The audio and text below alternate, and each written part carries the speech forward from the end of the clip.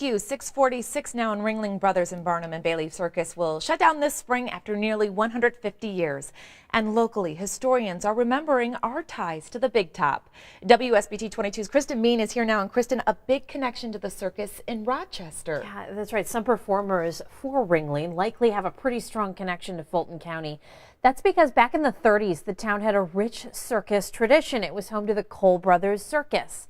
Coming up next, some stories from under the tent, including why elephants were running around Rochester in 1940.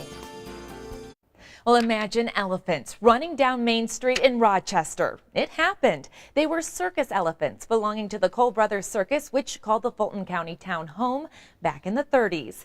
WSBT-22's Kristen Bean is here now. And Kristen, the town has a rich circus history. Yeah, and historians are remembering our ties to the Big Top. As we learned earlier this month, the curtain will fall on the Ringling Brothers Circus. Some performers from Ringling likely have pretty strong connections to Fulton County thanks to the Cole Brothers Circus.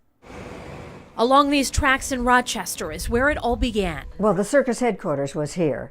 1934, two men with circus ties bought the name Cole Brothers and purchased some empty buildings along the tracks. And they had workshops and they had places to paint and fix up the wagons. And Cole Brothers Circus was born.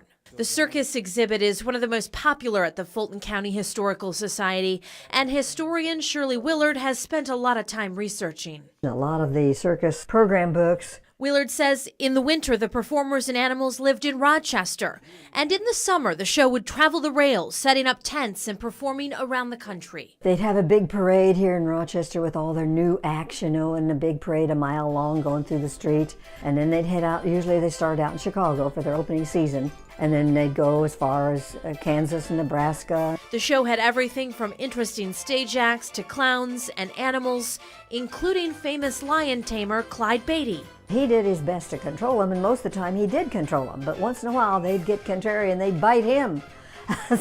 And that happened right in front of audiences. So it was really exciting back in those days. Unfortunately, in 1940, an electrical shortage sparked a massive fire. But when the circus fire came, they turned the animals loose, and there were elephants running down Main Street and monkeys. They found monkeys for the whole next year on islands at Lake Manitou, and all kinds of animals were turned loose. They didn't turn loose the tigers or anything like that. Lots of animals didn't survive, including lions, tigers, and a hippo. The circus didn't survive either. But the history remains and will be documented here forever.